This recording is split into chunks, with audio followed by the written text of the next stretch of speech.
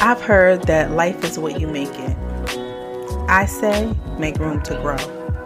I'm your host, LaWanda Dockery, and this is the Make Room to Grow podcast. It all started with a dream about growing food, and who would ever imagine that growing food would lead to me learning about personal growth and development? Well, it did, and I want to bring you along for this beautiful ride. Thank you so much for joining me. Hello, Grow Nation. If you have been listening and supporting the Make Room to Grow podcast, I first want to say thank you so much. I do not take for granted that you listen. You could be spending your time any other way, and so thank you. I would like to talk about learning opportunities in the garden. And what do I mean by that? I've tried a few things so far this year that have not worked out in my favor or have not worked out the way I imagined they would. If you've been listening, you know that I've been on a mission to plant me some sweet potatoes this year. And so I wanted to grow the slips or the little starters that you would use to get the full grown sweet potatoes. And so I had a jar that I reused that was a relish jar, and I put half of it with water, and then I punctured the sweet potato with 3 toothpicks and I suspended it over the top of the jar. I did that again with another coffee cup. And then finally I took and reused a juice carton, put some soil in the bottom, and I put the sweet potato on its side, all in an effort to get this to sprout. It's been a month, y'all, and no signs of anything sprouting at all. Now, y'all know how I feel about growing me some loofah. I went ahead and participated in this loofah grow along that started on Valentine's Day. So to be fair, it's just been shy of 2 weeks, but no seed germination at all, y'all. Nothing at all.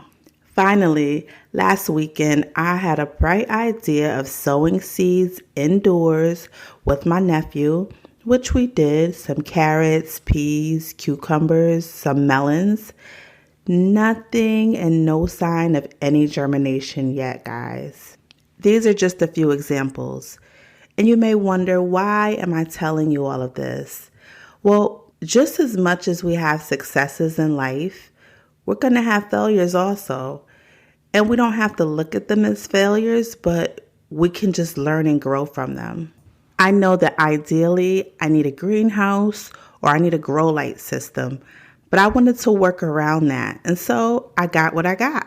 So I want to ask you this. When you fall, when you fail, how quickly do you recover?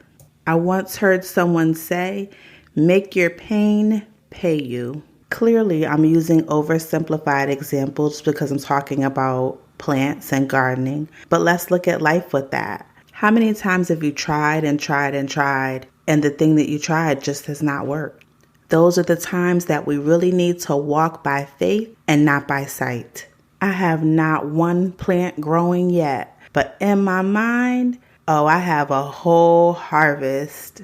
It's just waiting for me, and all I have to do is the work. I'm thinking of the scripture that God is a rewarder of those who diligently seek him. Think about that. We have to put in the work over time and consistently, and he rewards us for that. More importantly, when we do experience a setback, it's our time to dig in and talk to God and cling to him and set our face to him. Oh my goodness. He'll hear us. He'll listen to us. He'll give us strategy. He'll give us guidance. He'll tell us, go here, don't go there, do this, don't do that. You'd be so amazed. For those who are in the middle of what you deem to be a setback or a failure, I just come to remind you that God has built into the very journey, to our very process, the capability to get back up. The scripture says a righteous man falls 7 times and gets back up. I say to you, your world can't stop. I know you fell. I know you failed, but get back up. I'll even suggest to you that the very God that we serve won't allow us to not get back up. Could it be that the very thing that you recover from could be the thing that distinguishes you? My grandmother was witty, y'all, and she taught me that bought sense is better than no sense. What does that mean? She would rather that you didn't go through certain things and that you would learn from others making mistakes. But if you had to go through it, you might as well go ahead and apply it and make it wisdom. So since I'm not having the greatest success indoors, I am going to take it outside. I'm going to try winter sowing. This is the method where you take old jugs, like milk jugs and containers that you would have used, like 2-liter sodas. You cut them open, you put in your potting soil, you put in your seeds, and you tape it back up after you water it. You put it out in the sun, and it essentially acts as a mini greenhouse. And they say, the teachings say, whenever the seeds are ready to germinate, they will. I say all that to say my world can't stop because I lost a couple of seeds. My world can't stop because certain plants didn't grow. Your world can't stop because you got a setback.